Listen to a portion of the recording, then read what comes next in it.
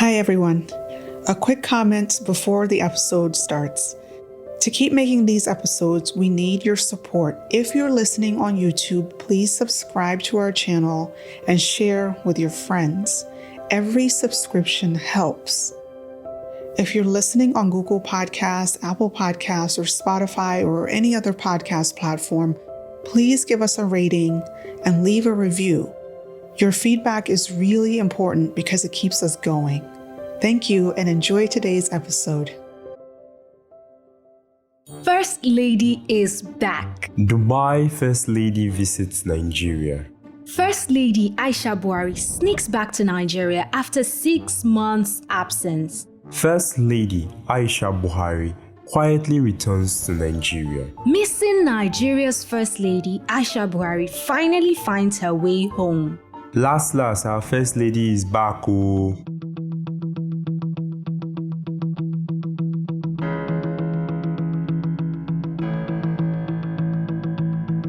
From Triple E Media, I'm Rahmat Muhammad, and this is The Backstory.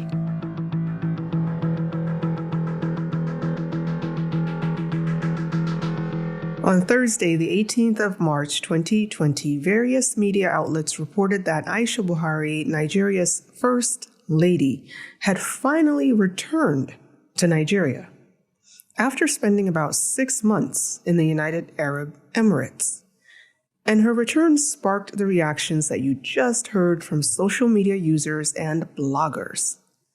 Anthonieta and John, what's going on with our First Lady?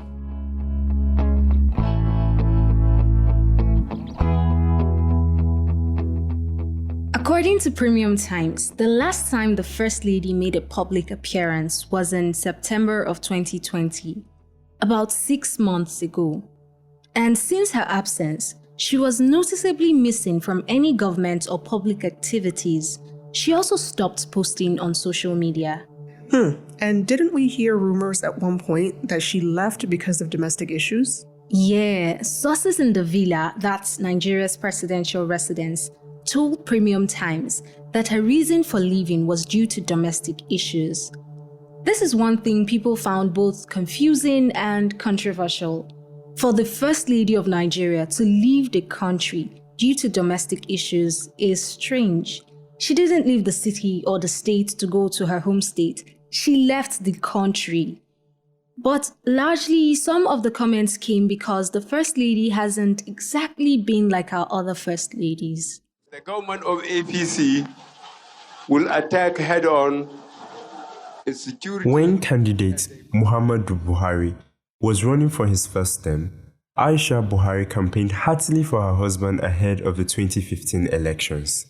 According to Olusegun Adeneyi, in his book Against the Run of Play, Buhari's campaign team had to pressure him to allow his wife to join the campaign trail.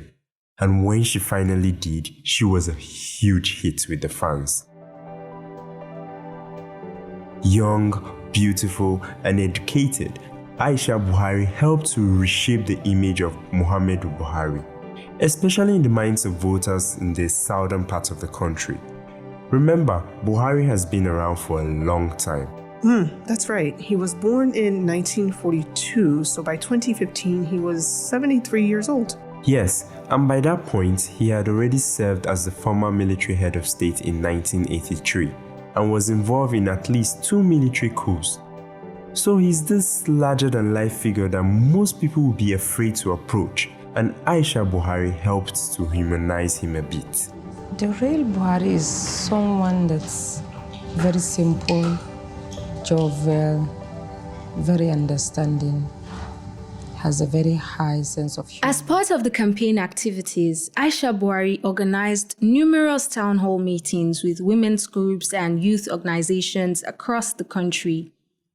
For example, in January of 2015, she addressed a town hall meeting for the APC Women Presidential Campaign, and she asked the women to work for a peaceful general election while stressing the need for voter education.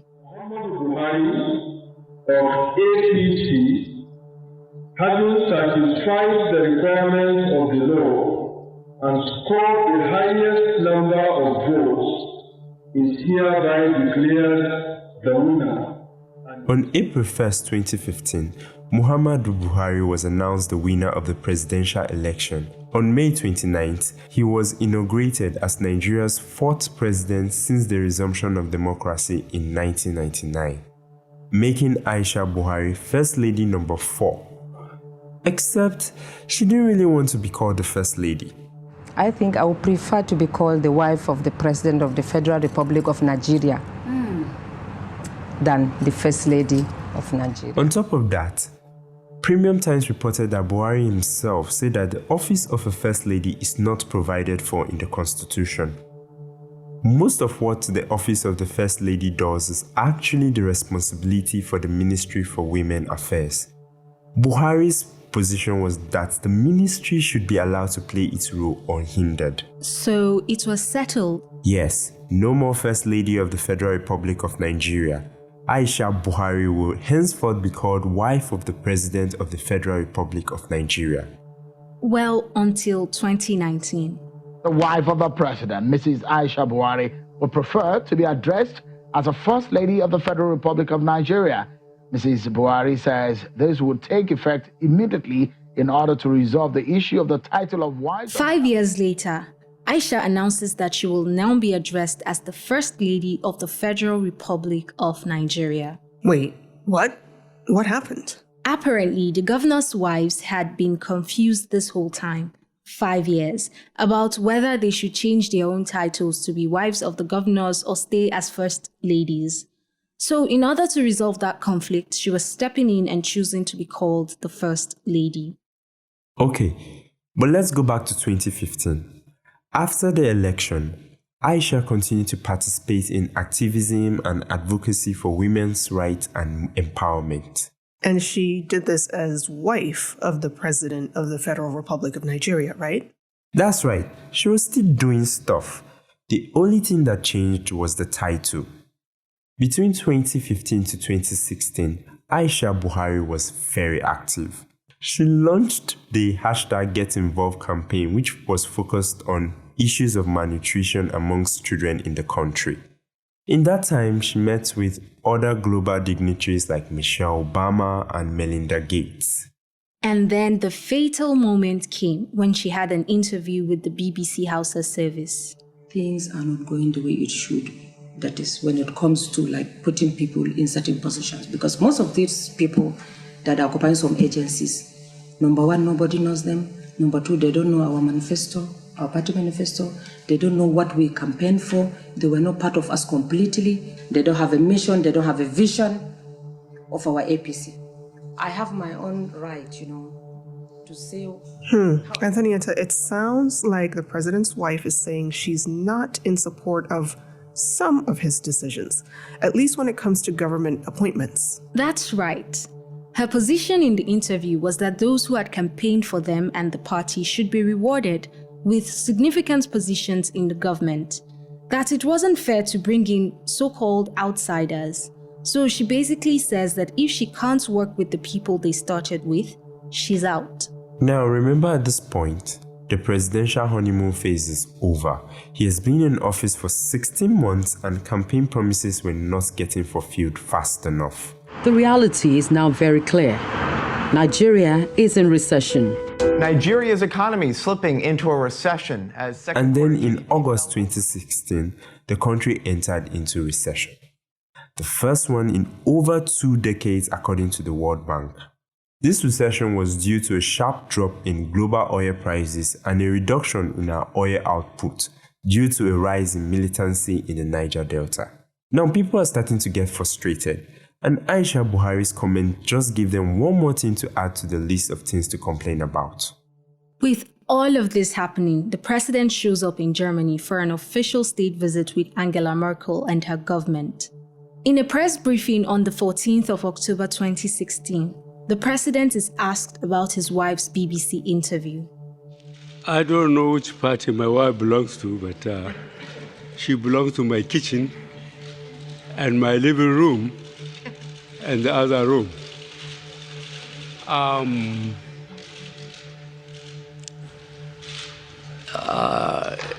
It's not easy to to do away with your opposition. The president did go on to say that it's not easy to just get rid of the opposition once in power, and that not everyone can be part of the government or decision-making process. But no one remembers that part. Nope. The part that everyone remembers is the kitchen, the living room, and the other room. Oh, and Angela Merkel's expression when she finally got the translation of what he said. She just glared at him. And Nigerians were scandalized. There was so much analysis and counter-analysis of the situation. Everyone had an opinion. Except Aisha Buhari. She just kept quiet about it and continued her activities. A few days later, on the 19th of October, she flew to Belgium, where she received an award, which she then dedicated to the Nigerian military. Very classy move. Yeah, the internet loved her for it. That same month, she also traveled to Borno State to distribute relief materials to the victims of insurgency. In December, she flagged off the Women Against Corruption program, which was organized in conjunction with the EFCC in order to recognize the role of women in the fight against corruption. And then at the end of the year, she celebrated her daughter's wedding, wished us all a Merry Christmas and a Happy New Year. So it seems like everything is back to normal. Yeah, for a while. Okay, we'll be right back. Hi everyone, a quick message. We've just launched a new show. It's called True Crime Naija. If you love true crime shows, tune in on our 234 audio YouTube channel or on Apple Podcast, Spotify, Google Podcast, or wherever you get your podcasts. We cover real cases that have happened in Nigeria. Check it out now. Okay, back to the show. Welcome back. We are talking about Aisha Buhari and what seems like her sudden disappearance from the public spotlight as our First Lady. John, back to you. Aisha Buhari's tenure as First Lady has certainly been different from our past First Ladies. Before she took the office, her plan was to be a mother to all Nigerians. At that time, she needed to separate herself from Patience Jonathan, the former First Lady. Patience was very dominant, and it made it clear that she would do anything to protect and extend her husband's power, and in that way, extend her own. Patience made sure she was seen and heard. In contrast, Aisha Buhari came in promising that she would stay in her lane. I know my limitations. I know my boundaries. So once you attempt going beyond where you should be, you can receive all sorts of things.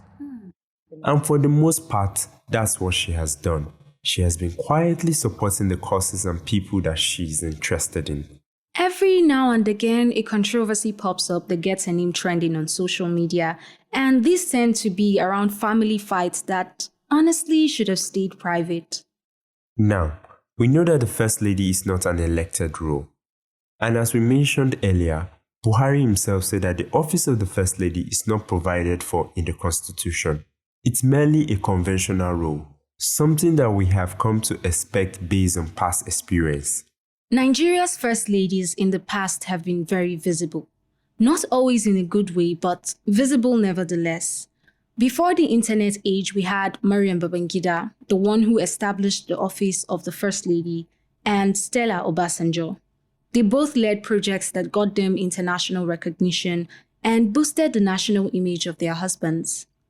In recent memory, we had Ture Eradua, Patience Jonathan, and now Aisha Buhari. And since Ture was First Lady only for 2 years before Eradua, her husband, died, we really only have Patience Jonathan and Aisha Buhari as two models for First Ladies in the internet age. Now, Patience Jonathan and Aisha Buhari present themselves as two very different personalities. And maybe part of that has to do with the tone set by their husbands as presidents. I think that President Goodluck Jonathan, as a person, is the type of guy who wants to get along with everyone. And he wants everyone to get along. So he carried that temperament into the presidency. As a result, he permitted a lot of things to happen that probably should not have happened. like the state pardon granted to the governor of Bayelsa State, Dieprie Alamisi. Isn't he the one who the London police found 235 million naira cash in his home, and then he managed to flee London by dressing up as a woman? That's the one.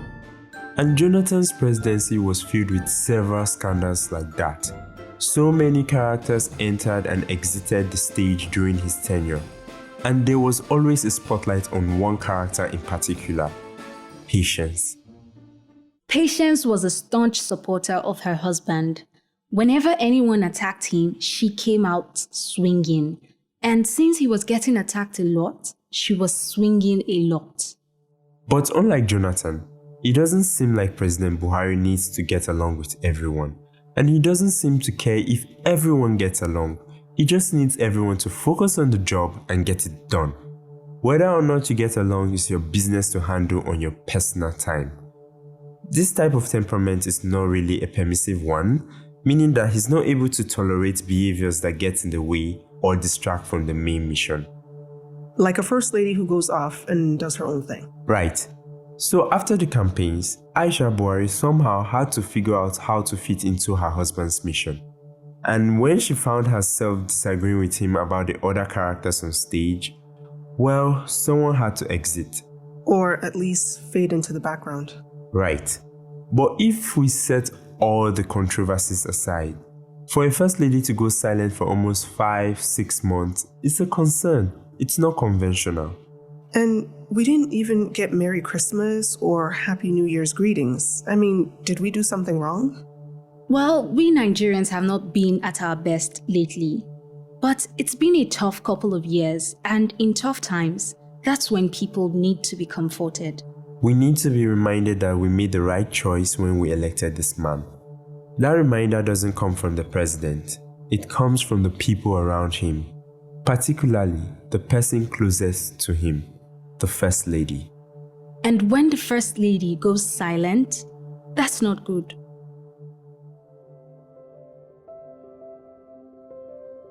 When I heard that our First Lady was away, the first thought that came to my mind was, who is the president's person? We all have a person. For some of us, it's a spouse. For some, it's our parents. Others have a childhood friend. We all have a person. We all need a person. It's been a really tough couple of years for Nigerians, and the past 6 months have been especially challenging. If we, the mortal citizens of this country, are barely hanging on, how is our president getting on? I know he has handlers and more staff than he can count, but who is our president's person? The second thought that came to mind when I learned that our First Lady had vacated the country was the phrase, "With great privilege comes great responsibility." We did not elect Aisha Buhari, and if it was up to her, she probably would not choose to be First Lady. But nevertheless, she is our First Lady, and with that privilege comes great responsibility. In the First Lady's interview with TVC News back in 2015, and we used some clips of that interview throughout this episode, she said that she wanted to see more women in government. For her, it was really important to fill more local government seats with women rather than just getting one woman elected to 1 or 2 high-profile seats. I loved that vision, and I hope that between now and 2023, Aisha Buhari will use her privilege to help get more women, especially young women, into local government seats.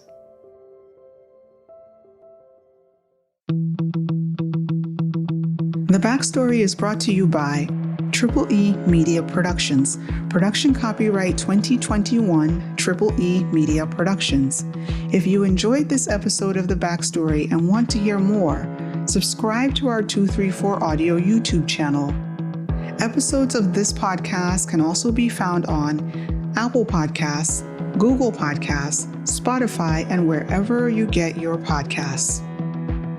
This episode of The Backstory was produced by John Iwodi, Anthonieta Kalunta, Dominic Tabakaji, and Sam Tabakaji. Executive producer Rahmat Muhammad. Special thanks to Rabia Hadejia, Richard Anyabe, Alexandra Gekpe, Stanley Bentu, Aredi Isha, and Iwa Gbado Ikaleku. I'm Rahmat Muhammad. See you next week.